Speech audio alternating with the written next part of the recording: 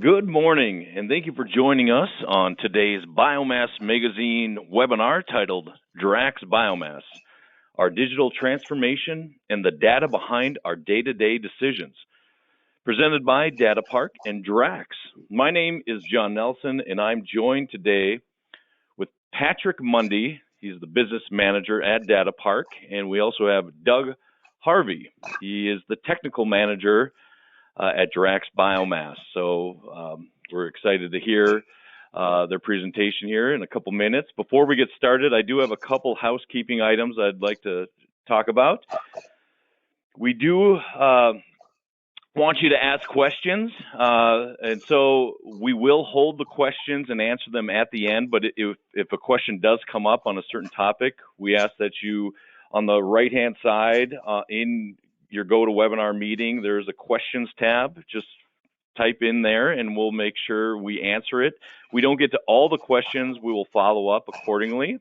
So please type in questions and we will answer those at the end. The other thing I'd like to remind everyone about is this webinar will be recorded and will be posted on Biomass Magazine. So if you do want to review some things or want to share it with others, by all means, please do. We will have it posted probably within 48 hours of this webinar being completed, and you will be able to go back online and review it with colleagues or for yourself. So without further ado, I'm going to hand the phone over to Patrick Mundy and let him chat a little bit. Patrick.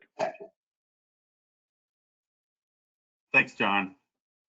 My name is Patrick Mundy. I work for Capstone Technology, and I wanted to walk you through a little bit of an overview of DataPARC before Doug talks about the application of DataPARC at Drax Biomass. Capstone Technology has been around for 40 years. The first couple of decades, the principals of the company worked for an operating facility in the paper industry. Excuse me, and they needed a data historian and data analytical tools to be able to do their job better. They were concerned with safety, reliability, production, and quality, all the kinds of things that all processing facilities are interested in improving. So they were there for a couple of decades. They went out into the industry, couldn't find a really good historian instead of analytical tools, so they built one themselves in-house. And it was so successful that they went on to implement it at multiple sites. A couple of decades later, they jumped out and formed Capstone, but they continued to be process engineering support for those sites and remain so even today. So DataPARC is the tool that emerged out of all of that. Is a real-time data visualization and analytics package, and it really is effective for the front line, and we'll talk about that a little bit. But we have over 800 sites around the world in 25 countries. We're headquartered in Vancouver, Washington, and we are a Voith company. And Voith was founded back in 1867. They're headquartered in Heidenheim, Germany. Paper machines, hydropower, turbo, and digital ventures, about a $5 billion in sales company in 60 countries and 20,000 employees. So a little bit about DataPARC. It's like I said, a process monitoring tool. It has data integration to multiple data sources. We do real-time monitoring, graphics, dashboards, notifications, and those notifications come through email and texts with links back to the system about what it's notifying you for, so that you can quickly see and access what it's trying to tell you, what might have gone wrong, and give you context for how you can proceed to address the situation. Calculations and analytics. Calculations are client side. Calculations are very quick. We also have server side as well. But analytics come with it too, so that you can do some quick analysis right there in the real-time realm. Event tracking with SPC, SQC, Pareto, control charts, those kinds of functions. We have a way to track quality, and actually a lot of customers use DataPARC MDE as is their LIMS system. So but we also point to LIMS systems as well if you already have one. So it allows you to bring process and quality data together on the same screen very quickly, very helpful. In the modeling realm, we had the ability to generate PLS and PCA models. The PLS long time has been used for inferential property prediction in some other mechanisms, and then the PCA helps to model an exemplary operation that you might have had in the past and that you want to mimic that operation going forward, and it helps you to identify any offending variables out of your model set for the current operation. We also have a reporting tool with a scheduler and remote and mobile capabilities. So what sets us apart? Well, the system was first conceived and designed to connect to multiple data systems. So the process system, wherever your process data is and however many places your process data might be, we connect to that. We'll connect to the LIMS system if you have a LIMS system. It will connect to the ERP or SQLs. Some places connect to 40 different data systems that was essentially unmanageable previously, but now is manageable by these connections. And then all that is behind the scenes, and the tool then operates as a single tool by which it's essentially seamless. Nobody really has to know where the data is actually coming from. And then we have the #1 multi-trend as graded by our customers in the industry. And that means that you can put a matrix of trends up within just a couple of minutes, in probably you're looking at 100 to 120 tags if you wanted to, often 50 or 60 tags on one screen. It gives you that wide view of your process from end to end to help you understand that if you're having an issue in one area, is that an effect of the issue, or is that the root cause of the issue? So it allows you to quickly move to find where your issues might be. And we can train any staff in 5 minutes to build this thing. So it's a multi-trend is not often found in other technologies. And where it is, it's extremely difficult to put together. We have also great tools at fingertips. So just a right click often gets you the ability to add a calculation or pull data to Excel, or generate reports or notifications, these kinds of things. Very quick to be able to get to good tools. And then fast data. We have a data speed engine. Some of you may know about Hadoop in the industry, open source map reduction technology, which speeds data to the user. This is the same kind of idea. So it's we call it PARC PDE, Performance Data Engine. And so it gets the data to you fast, whether you're looking at a year or 2 year or 3 years of data down to minutes. We'd like to say click, boom, click, boom, click, boom to get to your data and make your decisions as you walk through the process of understanding what's going on in your process. And then ease of use. It's pervasive throughout the system, and a lot of the key functions that DataPARC provides are very easy to build and to use. And then this allows the compression of work tasks. And so if you could imagine compressing your ability to do your work and get to your answers quicker, it actually adds manpower to your staff because the tool it allows you to move that fast through the processes. We also are a lower total cost of ownership as well. Once you get us in, we don't ding you for other things along the way. And so that's been very beneficial. A lot of customers call us, that being one of the principal reasons why they call us. And then also we typically have a short project timeline, 4 to 6 weeks. If you're ready with a server and a couple of small things in place, we can go in and have the system up and running and staff trained to use it in a very short timeline. So these are all the kinds of things that set us apart at DataPARC. And so just a real quick look at some of our key customers. You'll see that we're across multiple industries. Pulp and paper has a big list of customers. That's where we got our start, but we have very key relationships and customers in chemicals, ethanol, mining and minerals, power, oil and gas, food and beverage, manufacturing, and other areas. I just wanted to point out just a handful of customers here. Of course, there's Drax Biomass. They're going to be presenting today. W.R. Grace Chemical is another key customer of ours, the Dow Chemical Company that I'll point out. Saudi Aramco's S-Oil refinery in South Korea, and Energy Transfer. And so just a little bit about these. W.R. Grace has installed dataPARC at 6 of its facilities.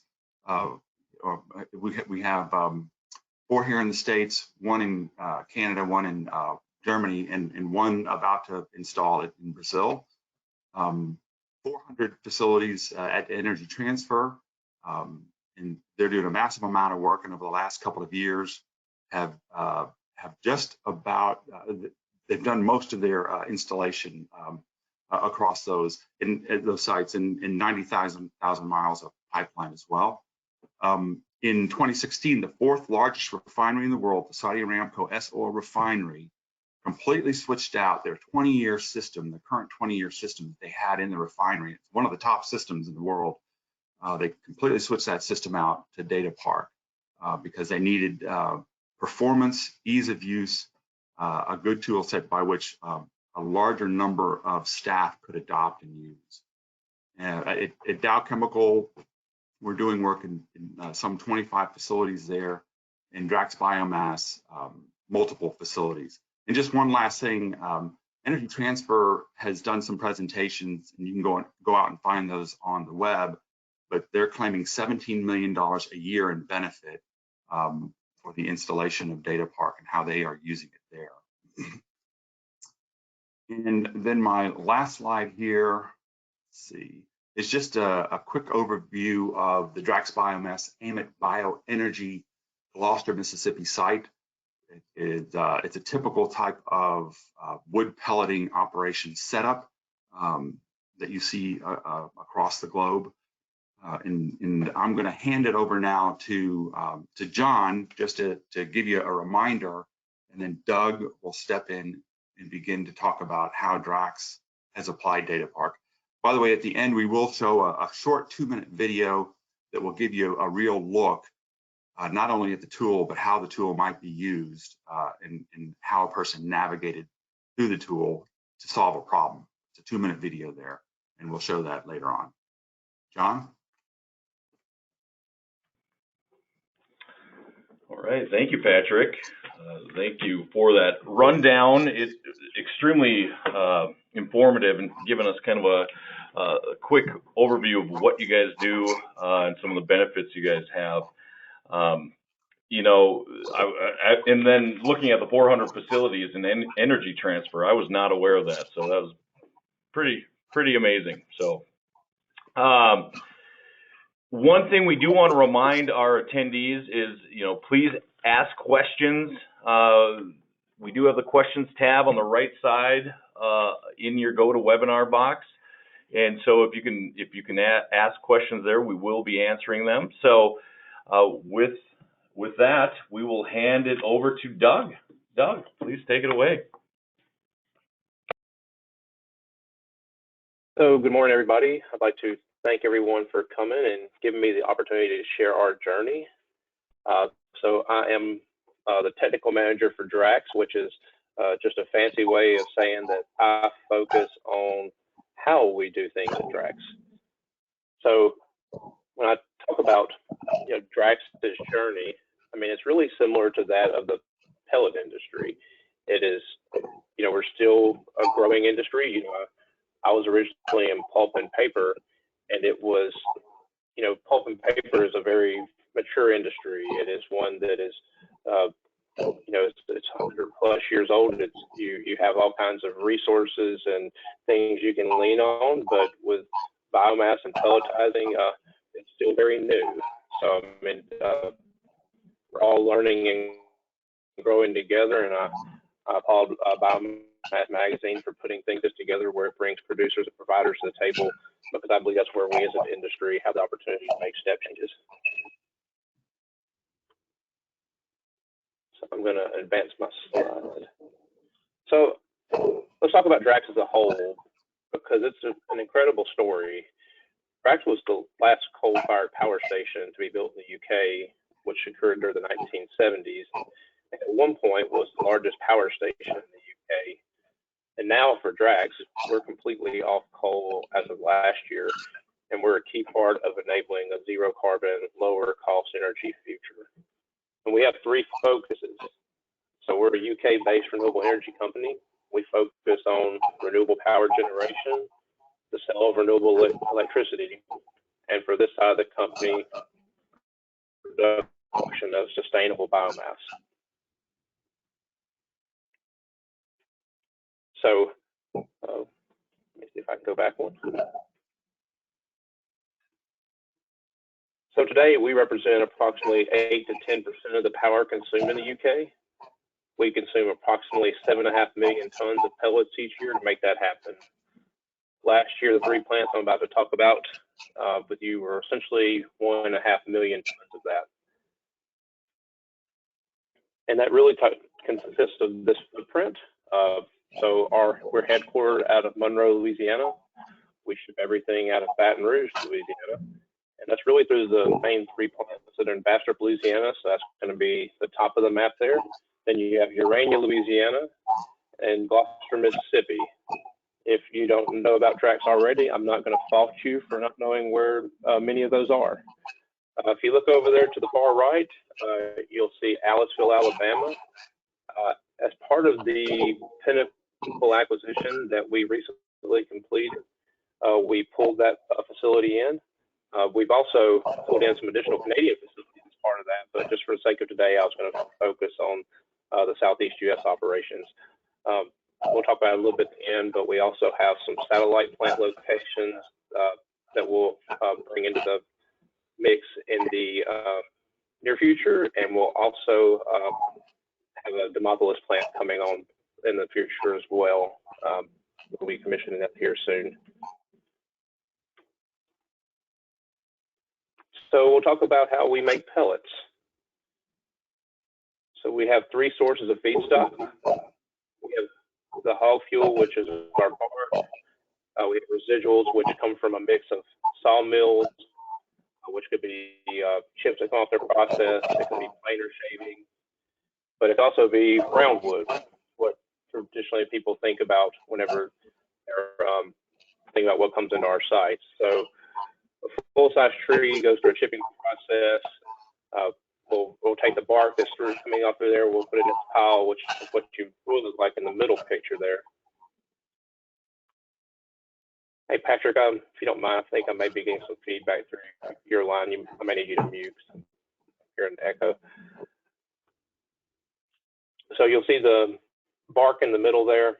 That's what we take when we're chipping there. And the picture on the right is where our chips go. So I mean, it's a very process has very little waste. So we'll take the fuel that's in the middle picture, we'll end up burning it, we'll take the chips there on the right, and that's what's going to ultimately be our feedstock. So not a lot of additional processing variables matter at this point, other than making sure everything is running. And so at this point, we're really focused on our maintenance. So this is not really the process we're monitoring from a process standpoint, but we'll get to that here in just a moment. So not all of our mills have this first stage of sizing, but we do have wet hammer mills at a couple of our mills. So this is where we'll size just ahead of the dryer. This is what we'll call these large resizers. So chips are taken and broken down to a smaller size. We like consistency going through our dryer. Like I said, this is not always available. So we send these chips to our dryer island. So these are rotary tumble style dryers. That hog fuel I was describing in the previous process, that's where it's fueled from. So we have induction draft dryer, large ID fans pull the air through the system. So we take these chips that start about 50% moisture, and by the time they exit the system, they're approximately 10 to 12% moisture. So a huge evaporation mechanism here. So then we have our secondary sizing, and it really is the final sizing. So it's a hammer mill, just like the previous picture. We'll go through and just go into the next stage, go to pelletizing. And really at that point, we just have rotating dies with stationary rollers, and it's really a compression. So people ask like, hey, well, what are you doing there? Some people add steam, some people add sometimes a dry additive, but you're having a lot of heat there. It's really a function of the natural lignin, which is really an organic polymer that's present in the wood, and heat and pressure. So you're taking this wood fiber, pressing it through a hole. If one of my people on Drax is listening, his favorite way to describe the process is you take wood, you chip it, you dry it, you beat it up, and you push it through a hole. And that's his version of describing the pelletizing process, which is not too far from a very accurate version of it. So we take it, and we've taken this pellet, and we've got all the way down to 6% moisture. So as we were talking about earlier, we're starting around 50%, and we've finished around 6%. So loading out and shipping it, we are, depending on where the plant's located, we're doing a mix of rail and truck. And we're taking these to the Port of Baton Rouge, with the exception of Aliceville and eventually Demopolis, which are going through Mobile, Alabama, and those are going straight through to a lake can. But everything else we have going through Baton Rouge, where we do have a port location. And then we're going to the UK through where we have Liverpool, we have a Port Tyne. So when you look at what we're doing, so hey, why do we pelletize in the first place? And ultimately, it's about shipping. This is about density, because we have a small biomass plant there that ultimately does the reverse process of what we're doing here, and gets it back down to a dust form and puts it in the boiler in the UK. So let's just keep in mind that this is just strictly for shipping. So you're talking about the high-level business objective as we look at a beautiful picture we have of the Morehouse site in Bastrop. Our goal is to be a leading producer of wood pellets from sustainable, low-value commercial forestry residuals. Would like to add that we do have the world's leading sustainability program, and we do take a lot of pride in that. And our pellets are to provide a sustainable, low-carbon fuel source that can be safely and efficiently delivered through our global supply chain. And then we use these pellets to make flexible and renewable electricity for the UK. So now we talk about our process and how we make decisions. And it's important to also talk about where we started. So we talk about our data management.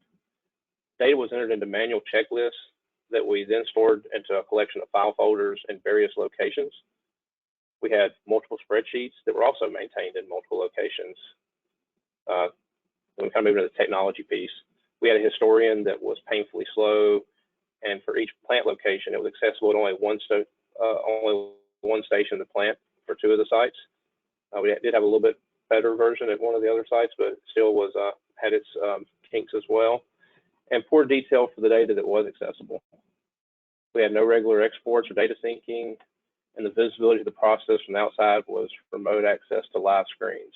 And when I say that, I'm talking about access at the HMIs. So, and that's where somebody can go in and literally press a button that the control operator, room operator is looking at. People with nefarious intentions can do terrible things in those scenarios. So you also look at our people and processes at those times. People were unable to rely on historical data, just recall. So you go through and you're trying to do an RCA of an event that happened, and you're not able to pull the data. So you're trying to go through and figure out what happened, and you pull the guy off shift. You start talking about it, and you're looking back at, you don't have to, you're looking back at the HMI and like, well, hey, I think it was 640 degrees, or hey, I think it was this. I think. And at the end of the day, we were not providing our people with the tools to be successful. It was a very reactive environment.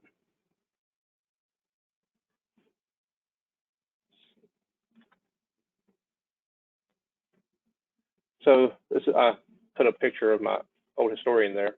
We didn't even have descriptions for a lot of our tags, and I still have access to my old trend at that time, and I was trying to see how long it actually took me to load some of the data points, and I remember looking back at some of my old notes. I'm a guy who keeps old notebooks, and I remember it took on average just to load the screen to load the data points and tags. And this discourages people from digging into the data to solve the problems. And you will not get to the root cause of your problems in this environment. I firmly believe that and witness that in action. And root cause analysis without data, it will only leave you with testimony. And our availability was low in those days. We were definitely in a maturity, we were low in the maturity point as far as our journey. And when you don't have good data relative to where your downtime is, where do you focus your efforts? You tend to focus on your big rocks, but you don't focus on the death of 1,000 cuts in those situations. For example, our quality data was tracked and accessible over the radio or via paper copy. So it wasn't being used consistently to make decisions throughout the shift, or it wasn't even being pushed to a centralized source to share with other plants. And for me, slow data is equal to no data, because in that situation, it will not be used. So our current state, share the picture of our current architecture with the DataPARC client. So currently it sits at the 3, what we're calling the legacy sites, the original sites before the Pinnacle acquisition, as well as the Baton Rouge site. So we have the collectors that talks to our OPC servers. Then you have the thick clients that we pull for site access, corporate access. So we have process and quality data at various frequencies. It's historized over multiple years over the journey, and we have it for machine part tracking. We calculate tooling usage. We have MDE reports, and I'm going to walk you through a couple of the different functions that we have for these. So downtime is now logged for each piece of equipment. We mainly focus on our pellet mills as our main piece of output for each facility. We judge how much tonnage we make for pellets. So it's definitely how we judge this facility, and this is valuable, and it's definitely something that we're putting a lot of effort and focus on. Our frontline staff are able to enter causes that our liability engineers are focusing on, and ultimately this is where we're going to focus our efforts. So if a shear pin, for example, is a 15-minute event, if you only look at it on a shift log, 15 minutes doesn't feel like a big deal. But if I look at it over a longer period of time, and I look at that over 6 months, for example, and I'm starting to see shear pin, and I look at it over that measured against all of that, and all of a sudden, like I said, originally I was looking at big rocks, maybe this 400-ton miss, but now if I look at it over a longer period of time, so now I'm looking at the complete picture.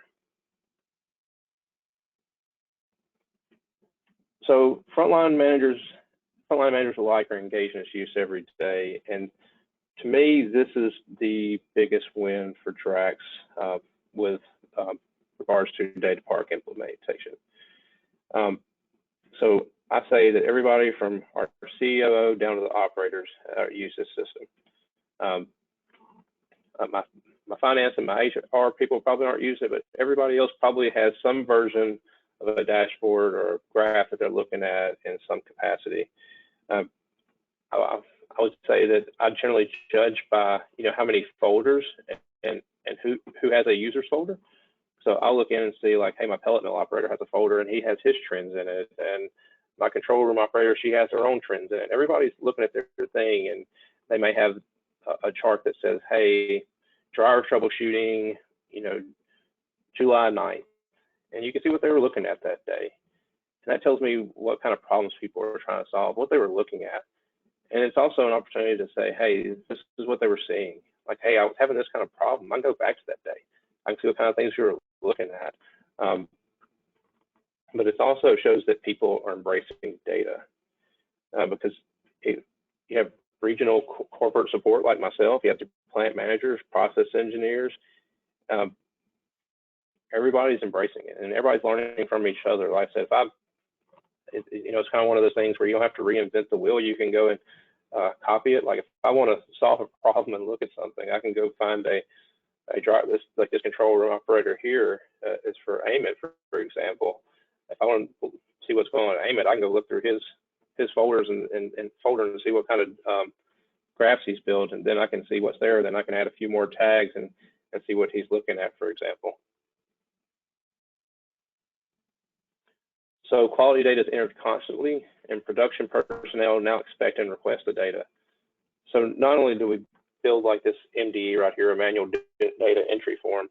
So you'll see where a lab technician may request, hey, I want to see this constant data on the top, for example.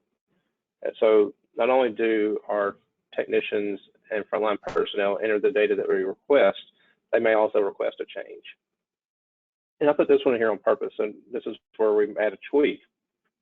So hey, we decided to stop taking this one particular sample and take another sample instead. So this is when we're going to change the form. So hey, we're pivoting.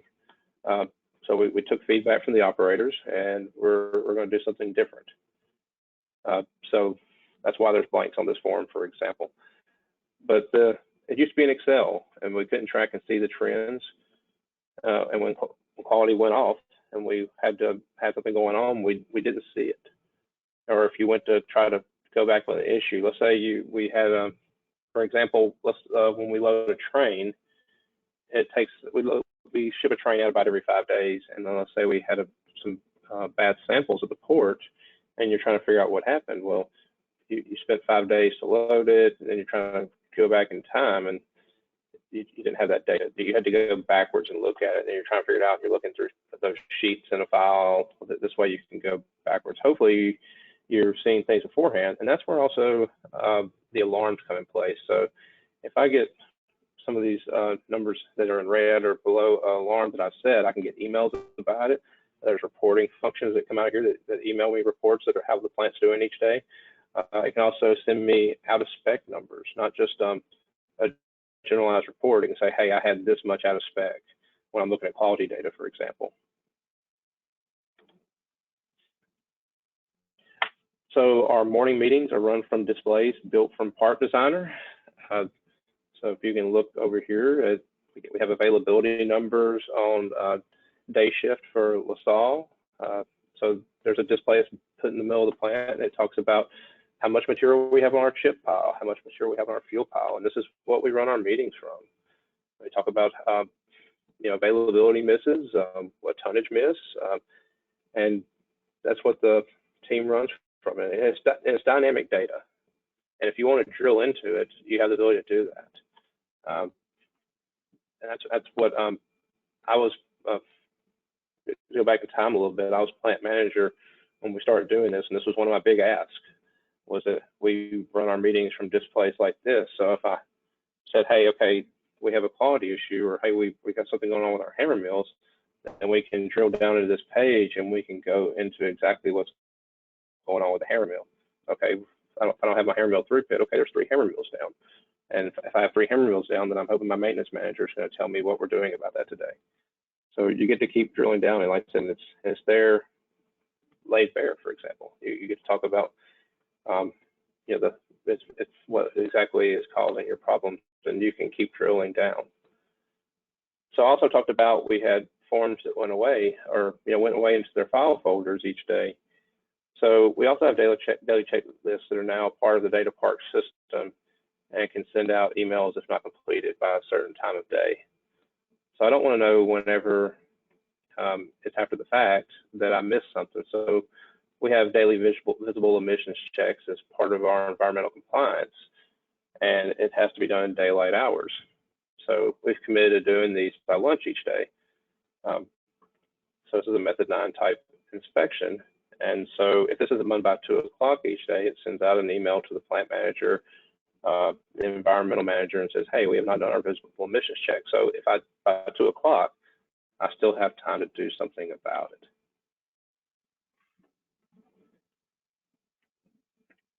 So this is also one that we're really excited about. We have the opportunity to do some additional modeling. So we're currently doing some proof of concept using PARC model, PLS for predicting key process variables. And one variable being modeled is our dryer outfeed screw rate.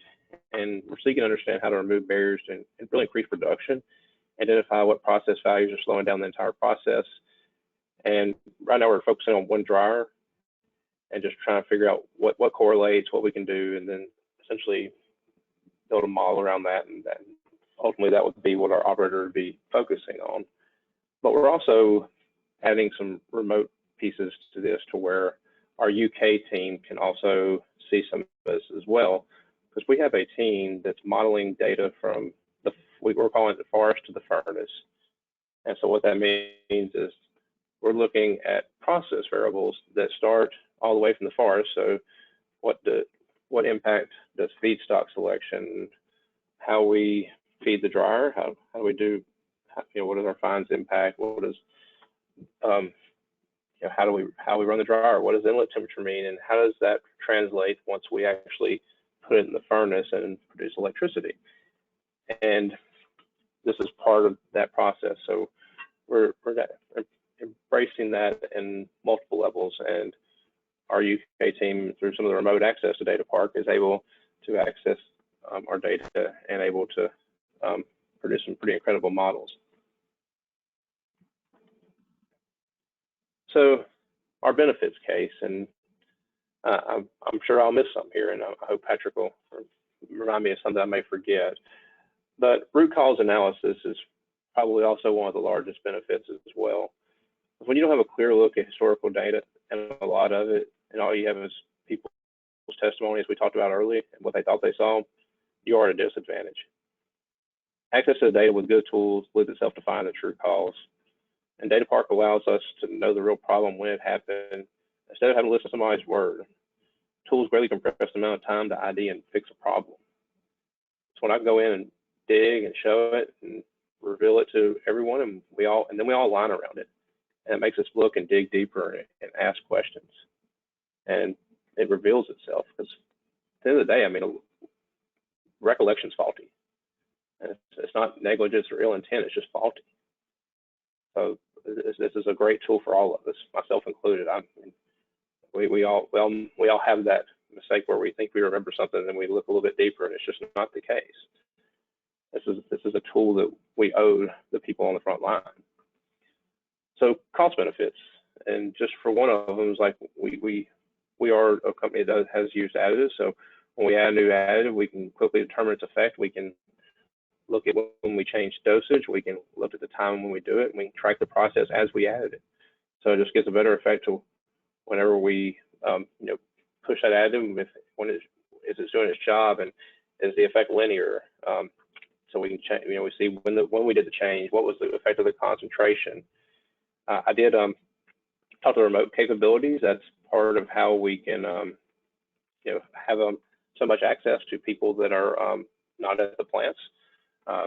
When we think about whenever COVID happened, and there were we definitely had frontline personnel, but myself as corporate support staff, that I tell people all the time, my job is to support people who make pellets, and part of my job at that time was also to stay away from people who made pellets, unless that was just in a dire situation where I needed to be there.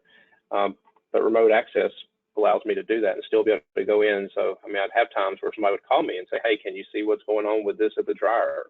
Can you be a second set of eyes and take a look at this? The remote access was something that allowed me and many others to do that. So the personnel use.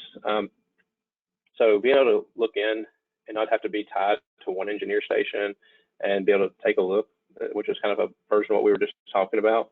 I mean, like I said, when we were talking about quality before, it used to be where we'd call it out over the radio. And this is another version of giving people access. I mean, we actually want to see more of this, where we have more field access. There's an opportunity to build this in just more pieces. I know Patrick talked about this earlier about data speed.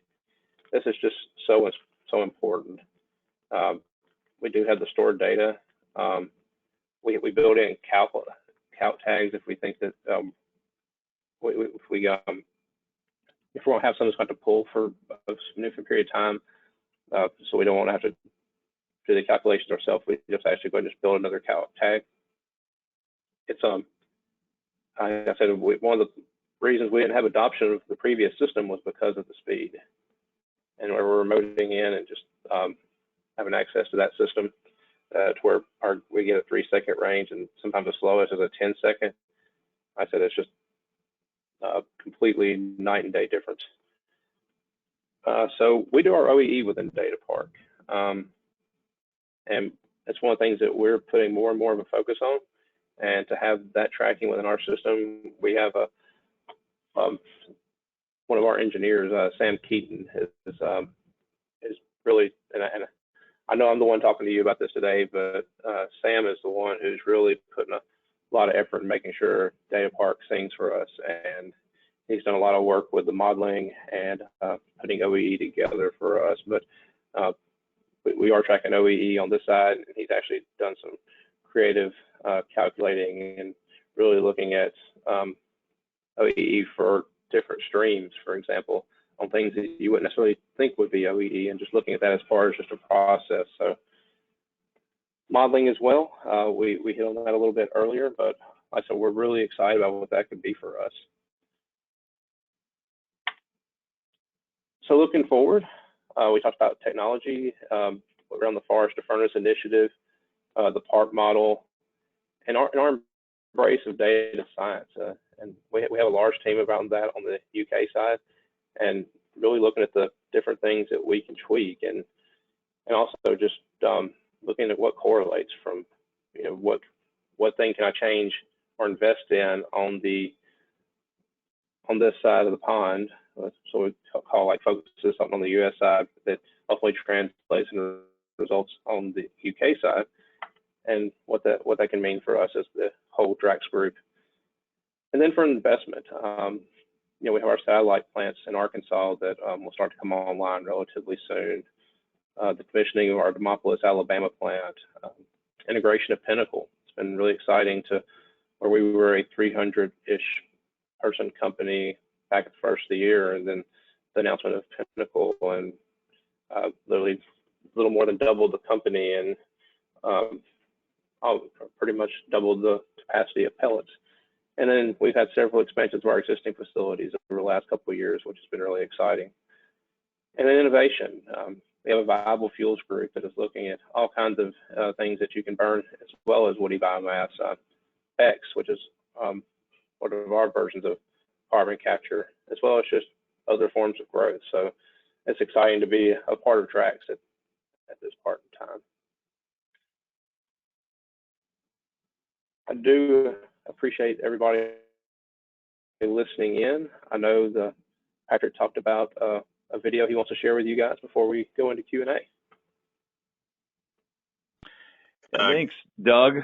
Very thorough information and presentation. It has spurred a lot of questions. So again, if you do have questions, please pass or enter them into the system here. We are looking at them. We've got quite a few to go through. So we will do this short presentation video, and then we will go into a bit of a Q&A. Yeah, John, and if I could set that up while Sure. Tammy's putting up the video. Sure. This just gives you a quick glimpse at one track of thought about how to solve a problem. There's a steam flow signal that looks obviously erroneous, and so the engineer is going to do a little bit of investigation to see if it's the signal or if the equipment is actually operating that way and the signal is correct, and then and maybe a little something that they can do about it to help out. So if you roll the video,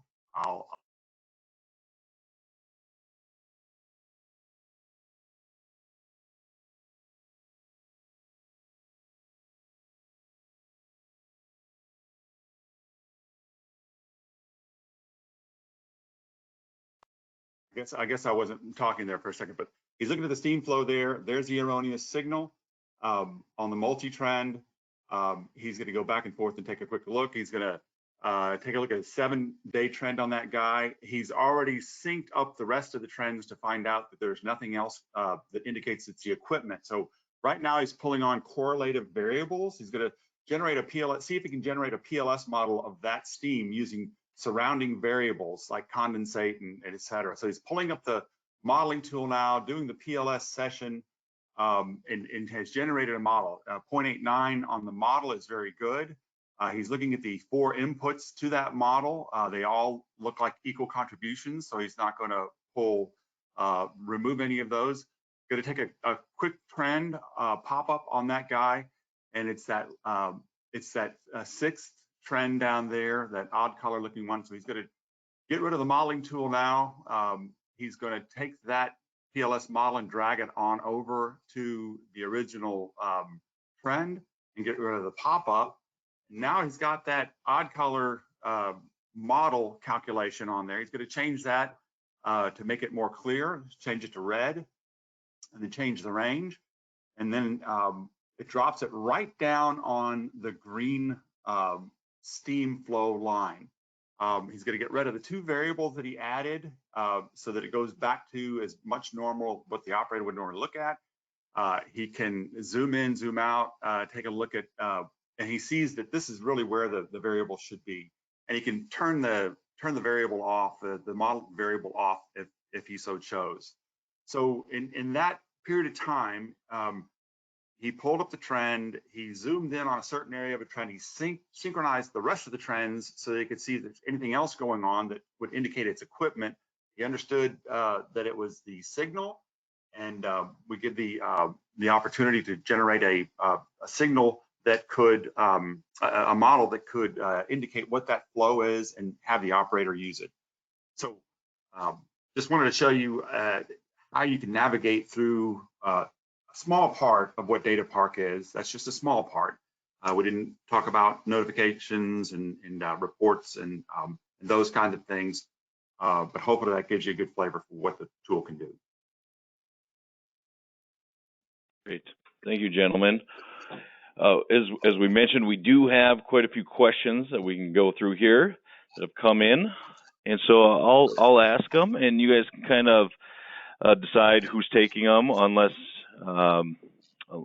they're directed to you specifically. So the first one I'm going to ask is from Ridu. The question is, how difficult is it to integrate this system into an existing alternative system that might already exist from a different platform? For example,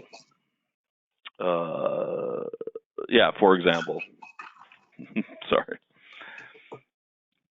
So integrating the system into an existing alternate system. So for instance, I came by the way from Aspen Tech, and I worked for Honeywell, and I worked 15 years installing advanced process control and optimization around the world. So I've worked with OSI Pi and PhD and IP21, et cetera. We integrate with those systems in a number of places. As a matter of fact, that key customer list that I showed you, about half of those already had a system and didn't want to get rid of it because they had multiple staff using the history of those systems. And so what we do is we just come in and we connect to the OSI Pi or the PhD or the IP21 or the GE Prophecy or whatever the system is, if that's what they're talking about, that historian system. And then also we can connect with all the control systems, a myriad of control systems, everything from PLCs to all the DCSs. So, Honeywell Experion, Emerson Delta V, you just go on down the list, and we found a way to connect with them all. And then all those things become transparent when you use the tool. So very easy to connect, typically use industry standards to connect as well. Hopefully that answered the question. Doug, do you have anything to add?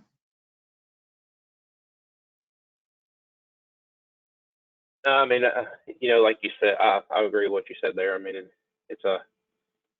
we had a pretty seamless transition ourselves. I mean, ours was we weren't too integrated into ours, so our transition was a little bit further. Now, this is my second run with DataPARC. I came into a system where it was already there, but it was, I would say it was worth the change for us. I mean, because we were floundering in our current setup. But like you said, it was a really short timeline as well, though. I mean, even on your longer ones, you're only, like 6 weeks. So, I mean, I think when you look at, because we didn't really, there's only a short period where we had no access. So it's not like you're just in the dark in the interim. Okay. We have another question here, just to keep things moving. You talked about, and I believe this is to Doug, but obviously, Patrick, jump in. You talked about how slow your previous historian was and how difficult it was to access data. Do you have any anecdotes or examples of how it made a difference being able to access the data more quickly? So I will say that, you know, the multi-trend is like a great example where, like, if I want to use a dryer trend is a great example of one where I'll normally have 8 to 10 tags that I look at. And my previous historian, me using 8 tags and building something on the fly, like I would build, if I want to build an 8-tag multi-trend right now, I'll have it up in 60 seconds. Like if I decided to do that, if I wanted to share a screen and do it, I could have it up in 60 seconds. A world where I decided to do that in the previous historian, 3 to 5 minutes to get it to load. If I wanted to go back and look at something, let's say 8.5 days ago, and get to that exact window, I'm investing at least 5 to 7 minutes of my time to do that. And if I want to do that with dataPARC, I could do that in probably 75 seconds max. And I'm being generous when I say that. That's 75 seconds max. And so, and that's not because Doug is a power user. That is because that's the ease of the system. I can go to any kind of mid-level user can do that. Is that a fair? I don't think I'm exaggerating when I say that, Patrick. Yeah, you're right. You know, I like to go out well afterward and see if we did, you know, what the say-do ratio is. Is the system doing what we said it did? I went out to one before they bought, and he pulled some tags over to a trend, 3 tags over to a trend, and the trend popped up, and he said, "See, we can do the same thing you guys do." And I said, "Darn, that's pretty good. If you bring up a year, just bring up a year, just curious." So he pulled up a year. It took 3 minutes for the data to load, 3 minutes, and completely unacceptable, right? And then I went up afterward, after we installed at the site, I went up and talked to the process engineer, and I said, "Did this thing really do what we said it was going to do?" And he said, "I used to bring up a trend, just pull the trend up, and it would take 30 seconds for the trend to come up." So he's up in his office, he gets a phone call, he turns, he says, "Okay, I'm going to go look at, you know, hang up, and I'll go look at something, and I'll call you back." Well, in the 30 seconds it took for the trend to come up, he would also maybe look over at his email because he knew it was taking time. By the time the trend got up, he forgot why he called that particular trend up in the first place. So, so once again, to be able to go click, boom, there's the data, click, boom, there's the data. And you're probably going to have to navigate to maybe 3 or 4 steps at times, or maybe more, to get to your answer. It really compresses down the amount of time that it takes to get to the answer. Great. Oh, great example. Love hearing the stories too. So, this is a question for Doug. This is a 3-part question, so I'm going to take it in 3 parts when I ask it to you. And again, Patrick, jump in if you want to add anything. So, the first question is for Doug. Could you give more granularity on your cost per ton equivalent on the described pelletizing process? What it is for feedstock production, or feedstock production, for example, drying and shipping costs, logistics in the U.S. for rail and port costs, and costs of shipping to Drax. That's a very big first part of the question. So if you want me to repeat it, I can. Yeah, let me circle back to that one, because let me look at how much of it's versus Drax information versus. Let me make sure I'm not giving away anything that's not, you know. Sure. And if it's Right. And if it's more information that you don't want to share publicly, we can definitely answer that question privately. Let me circle that back to that one at the end. And what's the second part of it? Let me write it down so I can circle back. Yeah. Right. And we can always follow up. You can follow up personally too on this question. Tell you what. Too, if that's tell you what. Save that one for me, and I don't mind following up after the fact with it. Is there a second part that's not financial? Yeah, let me. It is more cost benefit, but you may be able to talk about this one. I'll ask it. On the feedstock, what is the cost benefit of using hog fuel versus chips and fiber? So I'm guessing they're saying hog fuel in the furnace maybe versus chips and fiber. So hog fuel is probably half the cost of chips and fiber, and that's definitely available in the open market. I'd say for Southeast U.S., hog fuel could be anywhere from $10 to $20 a ton. That's a U.S. short ton, and then your green feedstock is anywhere from $25 to $35 a ton, depending on if you're buying inwood chips to sawmill residuals, and get even a little bit higher depending on what market you're in. I think you can look at any index and find that data. So yeah, that being said, hog fuel's cheap, and you're making it anyway if you're doing some chipping. That being said, if you're able to, you can use some bark in your process, and a lot of people are. If you look at some of these sawmill suppliers that are even in the Southeast U.S., they don't know what to do with their bark. Some people are barging it out. I think some mills are actually sending it up to. I've heard people sending it as far north as Chicago for mulching, and I mean, so it's truly still a waste stream. And I'm always, looking at how can we use more of it as our feedstock, for example, because it's relatively inexpensive without driving up our ash content. So it's a great fuel source. And also, if we're also looking at our greenhouse gas footprint, so if we use natural gas, that would ultimately go the wrong direction. So ultimately, this is this product that we're creating, surplus of it out there. So that's why we try to use it. And like I said, if we use too much of it in our feedstock, we would have all kinds of ash, and then you start having quality issues with your feedstock as well if you use too much. Okay. And you kind of got into this, but it goes along another question from another listener. They said, "Can you please define hog fuel?" And obviously, you're talking about chips and bark and wood fiber. Yeah, but bark. When I'm talking about hog fuel, I'm talking about exclusively bark.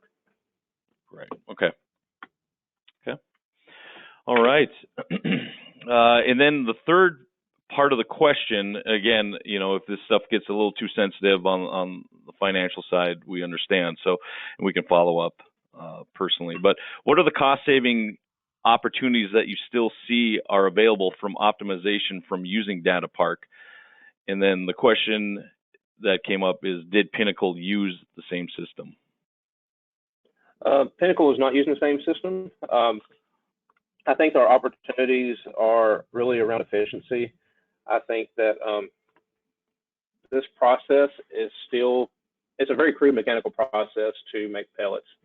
And I think as you drive efficiency, so we're talking about modeling around our dryers, for example, when I look at how anytime I can reduce the standard deviation in a process, I become more efficient. And as I do that, I drive cost out. As I drive variability out, I drive cost out. And so, because ultimately that's reduced energy consumption. That's a opportunity to use less of any additive. Those the things like that. And I think that whenever because one of the most expensive things I do is dry wood. So things like that model that we were describing earlier, and if I can get that down to where that's more efficient, then that's going to be the path forward. So those kind of efficiencies are definitely where we'll continue to realize savings. Great. And I would Go ahead. Yep. Go ahead. Yeah. So and that's some of our customers utilize the PCA, which once again where you have exemplary operation, where you can identify that this is exactly how we want to run this thing all the time, and even when you have moving parts and pieces, but you can take this model snapshot, if you will, of that process, that exemplary operation, and then utilize that going forward. It doesn't apply in all situations, but some customers are using it effectively to identify a list of offending variables, if you will. So if I've got 30, 40 variables that I've used to model my process in this exemplary operation, and today now I'm currently operating, and it is constantly checking against that model, and it will identify when all those variables have a relationship, typically have a relationship to one another. And so those are all modeled, as well as where they should be in the process related to each other as well. So this mechanism flags in an orderly sort of way and in an ease of use way what the highest offending variable is. It gives you a totem pole, what the highest and lowest is, and then you can investigate immediately those variables in that order to identify your problems and either alter what the operators and control room staff are doing, or fix an equipment problem. Great, thank you. Another question we have is, how long has Drax used DataPARC?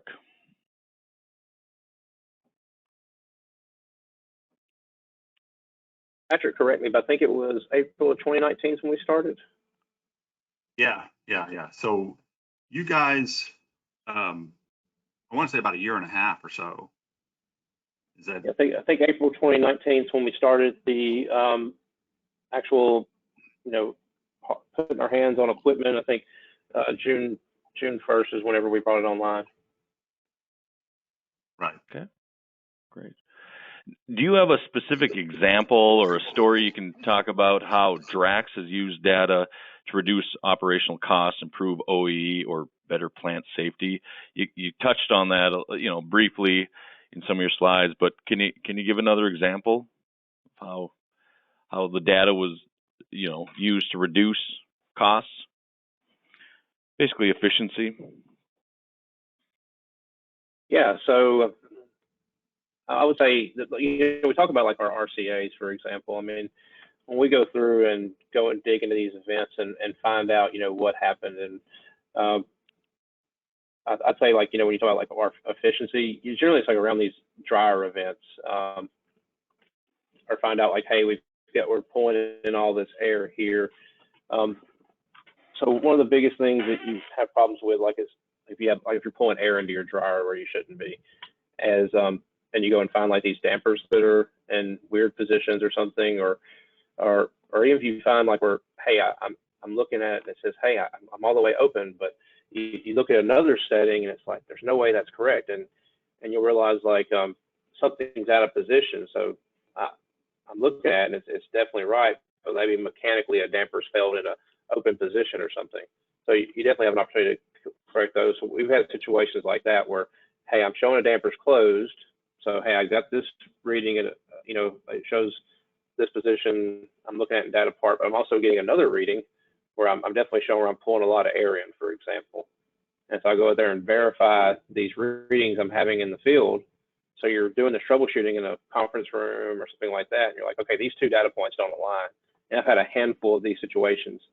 I'm like, hey, let's go look and let's go investigate. And then you go there and look, like, okay, this damper is obviously, something's come loose. The damper is not actually in the position it says it is. You go change it, everything comes back in line, and all of a sudden this air that you're accounting for goes back in, and all of a sudden you stop. You're talking about like a 900 horse motor that's accounting for this damper position you're talking about. Or I remember one time we were fighting with a dryer, and like, hey, where's all this?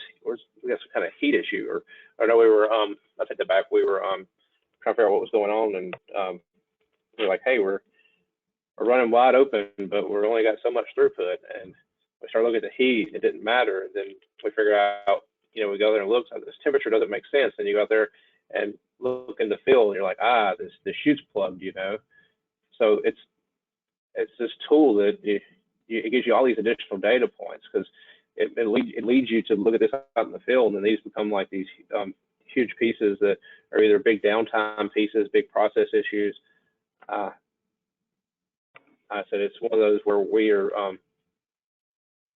like you said, before you kind of struggle and you scratch your head for days, but now I've got E&Is and control room operators or a dryer lead, and they're all huddled in the conference room staring at these screens, and it's like, well, okay, let's add this tag and lay this one over it, or let's shift it by 2 hours and see what that does. Okay, let's look at that. And then they find it, and like those dampers, or you're pulling the air in, and you've got all of a sudden 1,200 horse motors accounting for, or 15 horse motors accounting for. Those are huge, very expensive motors to run.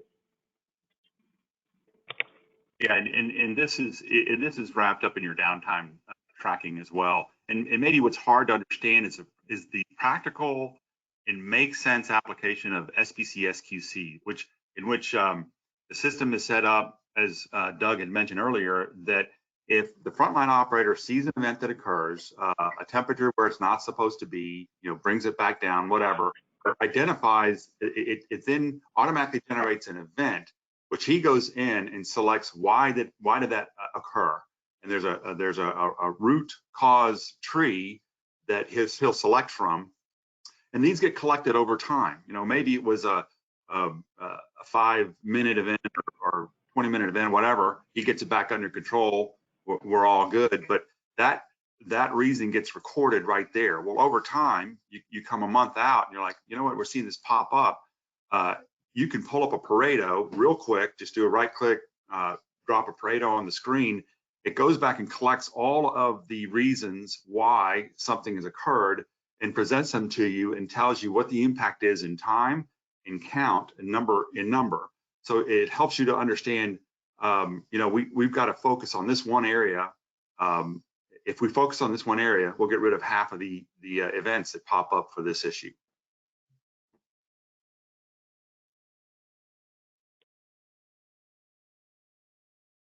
All right.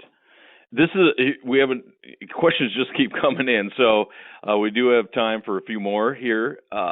This is a question I think both of you could answer, but do you have an example where dataPARC was used to transfer knowledge learned at one plant to another?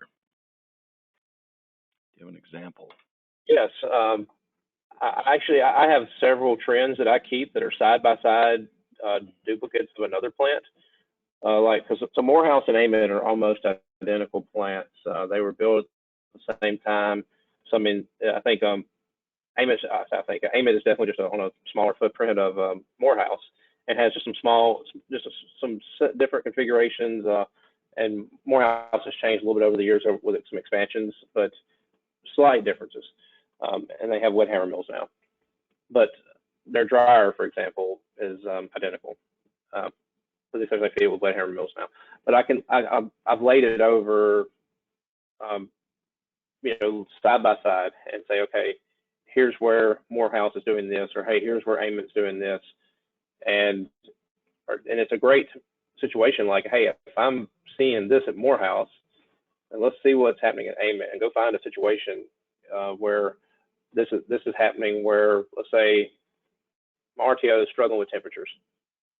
Okay, well, Amid's here. Okay, well, what other kind of settings does Amid have in that same time? Okay, let's say I'm trying to get to 1650 RTO over combustion temperature, and let's say Morehouse is hanging out at 1625, and I'm still trying to get to 1650, and Amid's at 1675. Well, I'm starting looking, okay, what is the RTO fan at? Let's say it's at 58 hertz, and I'm up here at 62, 64. Okay, well then what other setting? I can start backtracking. I can lay that up, and I keep some of those trends because I'll save them after I build them. And like I said, sometimes I label them, hey, troubleshooting this date, or like, hey, MBE versus ABE RTO fan, or MBE versus ABE furnace, and go through those. But it's great when you can have those side-by-side comparisons. I don't always have a mirrored plant to lay that against. But yeah, that's definitely a situation where you can do that with. But we've also done that with like LaSalle, which has a completely different dryer, because it's also an opportunity to like look at something completely different. Like, well, hey, this system, it has a recycle fan that's doing this, and they use this damper to trim like this, and so you can look at that and say, well, here's where they balance it, and now they run their recycle fan like this, but you can also account for it in different ways, and they're also, and that's one thing about that condensed footprint that we were just describing. I can be at any one of when I start my day at any plant, if something happens or whatever, I can be at the other one, except for Canada, by that afternoon. And we do send today, for example, I'm in Aliceville, and there is a millwright from LaSalle here today. The last time I was in Aliceville, there was a control room from LaSalle in Aliceville. And I've had times when a Morehouse control room operator goes to LaSalle. A lot of knowledge sharing, and they'll pull up their trends and they'll share what they see, and they'll say, hey, I look at this way. A lot of that goes on, and a lot of those do those side by side trends like that because they know what the other one's looking at. I hope that helped answer the question. Yeah, and I'll add to this. There's a number of examples that we could give, but one of them is actually in a paper that Downtime wrote and is online. You can go see it for yourself. But Jason Miller recounts there. He's a continuous improvement specialist. He says, imagine you're a process engineer in our mill in Nakusa, Wisconsin. You want to see a real-time comparison of the machine's output at your mill versus a machine run by your colleague at a mill in Windsor, Quebec, or at any of their 11 other pulp and paper mills. They have one common system that makes it possible in real time. And as Doug showed you earlier, there's a couple of different ways to get one common system. You can have server-based systems at multiple sites, which you give access to other sites. You connect those up, or you can have a central data center at your company, at which you can install dataPARC, or you can install dataPARC in the cloud.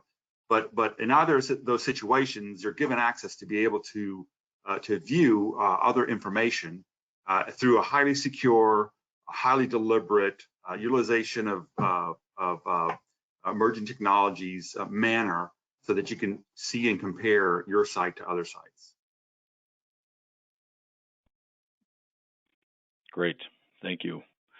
We have time for two more questions, and then we'll wrap things up here. So this kind of ties into the future for Drax, but this question came from Vic Hendricks. He said, hello, gentlemen. Vic Hendricks here with Steel Fab of Monroe. Gave himself a plug. Suppose I didn't have to read it, but I did. We have helped you all on expansions at both your Louisiana mills. Do you expect further expansion at these and your other existing locations here in the Southeast in the next year or so? Also, any plans to build new plants from the ground up, greenfield sites, for example? Now, if you want to make it broader, if you don't want to get that specific on this question, we could broaden it and just say, what does the future hold for Drax? And I'll kind of push it to Doug. Well, Vic's almost like a neighbor to me, so hi, Vic. So yeah, I'm really excited for the future for Drax. I think that the Southeast U.S. is definitely an untapped. There's still some potential. It's not an untapped market anymore. I mean, we still have the Envivas of the world, and they just announced another plant that they're building. They're definitely in some of the same locations we are. You definitely see some other, some more announcements from other people as well. I mean, so it's definitely competitive. I think that we're definitely looking at those kind of opportunities all the time. But yeah, I mean, we just acquired Canada, the Canadian plants, along with the plants that we have in Alabama. But we still are trying to get to 5 million tons of self-supply. So whenever we acquired Pinnacle, that we did get to 3 million tons, but we're not there yet. So I think that I don't think we're done.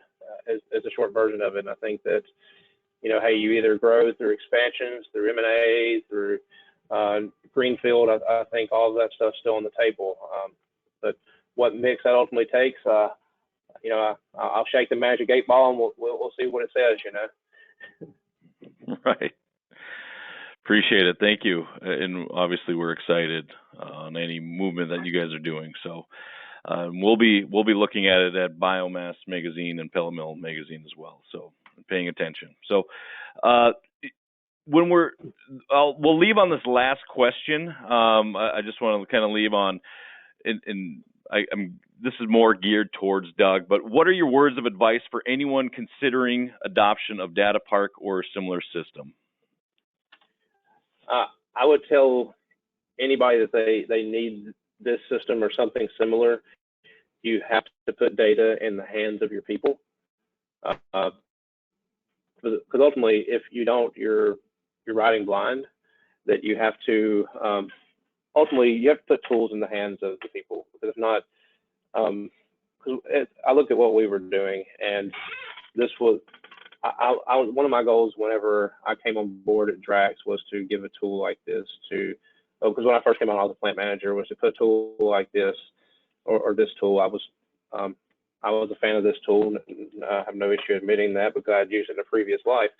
In the hands of my operator, because I had seen what it would do, and I was excited about us bringing it on, and just really what we're using it now in a way that, in a greater way than we were using it in my previous role before I came to Drax, and I'm excited about that. But when I see people from upper management all the way to my pellet mill operators embracing data this way and using it to make decisions and asking for us to make tweaks and how can we do this? Can you add a tag for this?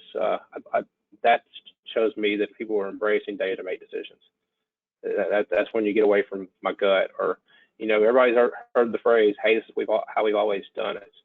This is how you get away from stuff like that. So I would encourage people, you know, if you want people to make decisions with their head, this is the path to it. Great insight. Any last words, Patrick, from you as well? Yeah, and I would, you know, anybody that's interested, there's some other resources out there that we could send them. So if they're personally interested, shoot a note to you or whatever contact information that you give them here at the end, and we can get them the information personally. I can think of, you know, everybody has their own style and presentation, etc. But you know, do your homework, read a lot. You know, I'm in sales, and obviously I'm seeking to get people interested in dataPARC. But go ahead and you know, see the demonstrations. Get people to pull up their software in front of you, and you say, okay, now tag, now add a notification, now show me how a report is done, now, etc. If they struggle, then you're going to struggle. So, you know, you've got 100 companies saying all the things that we're saying right here. Got to be able to show you is my my 2 cents there. So great, thank you. And just quickly, is dataPARC being used on all the Pinnacle plants that were purchased? So as Doug had mentioned before, and Doug, you go ahead and answer that one.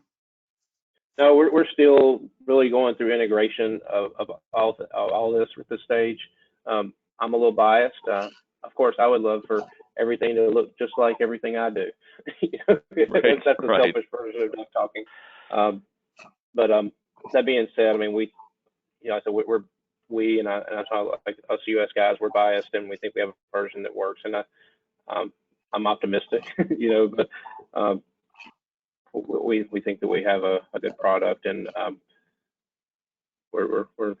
think we're gonna definitely evaluate everything as, you know, like a true integration play, you know, where we're looking at what's good. There's definitely great things that we've learned from the Pinnacle side too, like, you know, because we definitely did acquire a great company, so we're definitely evaluating all of that, and I think as we go through all that, we'll all merge and become one, and we'll stop, you know, talking about Pinnacle versus Drax, and we'll all become one soon. Great. Well, thank you. That is all the time we have today. We do have there were a few more questions. We'll forward those on and make sure they get in the hands of the presenters. So if your question wasn't asked, we'll make sure that they see it. Again, thank you, DataPARC and Drax, for presenting today, sharing your knowledge, your information with us. I know we appreciate it at Biomass Magazine, and I know our listeners appreciated it greatly. So thank you for doing this. Just as a reminder, we have some upcoming events. We have Biomass Magazine's 2022 Editorial Outlook webinar coming up. We also have Pellet Mill Magazine's 2022 Editorial Outlook coming up, and that's with Anna Simmet. And she'll be talking about the themes and what we plan to cover, kind of the hot topics that are happening next year and what we'll be covering in those markets. We also have, and we're very excited about this, the International Biomass Conference and Expo, and you're talking about the Southeast. So there's a reason we have this event in the Southeast. It's the exact same reason, and that is taking place in Jacksonville, March 14th through the 16th. So be sure to mark your calendar for that. We'd love to have everyone on this call there and attend. And then we also have our International Fuel Ethanol Workshop and Expo taking place next June in Minneapolis, and that is tied in with the Biodiesel and Renewable Diesel Summit as well, co-located in Minneapolis at the same time. So again, thank you to our presenters, and this was recorded, and we will be posting it here within 48 hours and sharing it with everyone as well. So again, we appreciate it and have a great day.